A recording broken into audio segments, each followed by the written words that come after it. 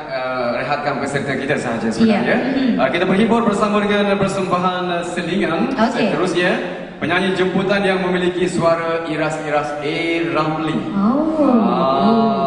Ini Ramli muda. Beliau akan menendangkan dua buah lagu. Judul lagunya Terpikat dan juga Kisah Lukisan 10 Tahun. Untuk itu kita berikan tepukan gemuruh kepada saudara Rozaini Razali.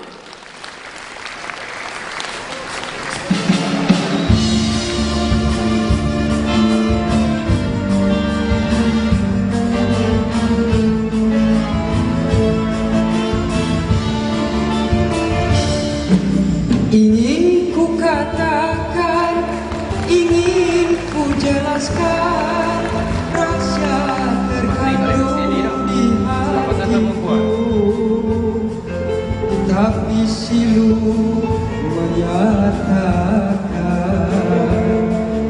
aku terpikat padamu, aku sayang padamu, janganlah kau terpegun. Bila mendengar bisikanku, jika sudi balaskan sahaja cinta mesra aku ucapkan. Semoga dapat bersama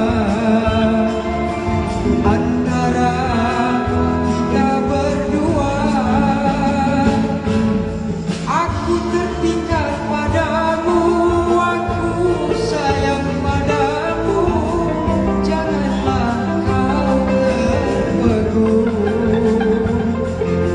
Bila mendengar bisikanku,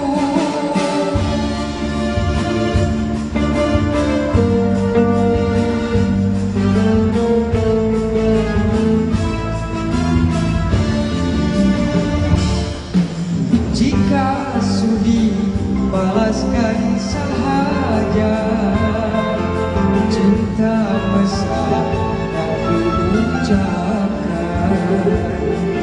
Semoga dapat bersama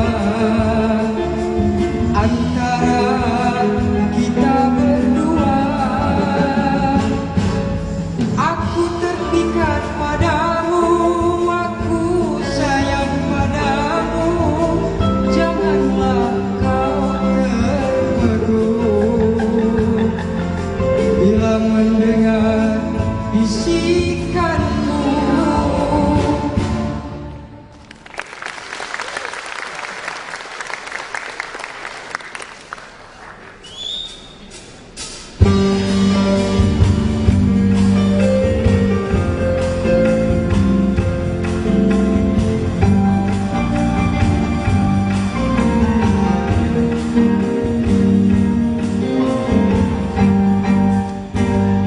Sudah 10 tahun kisahku lukis, sudah 10 tahun belum ku mungkir.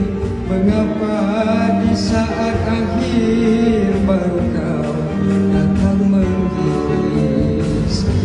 Aku teringat kisah dulu-dulu, alangkah senang bila di sampingmu. Tetapi mengapa sedih sekelip mata?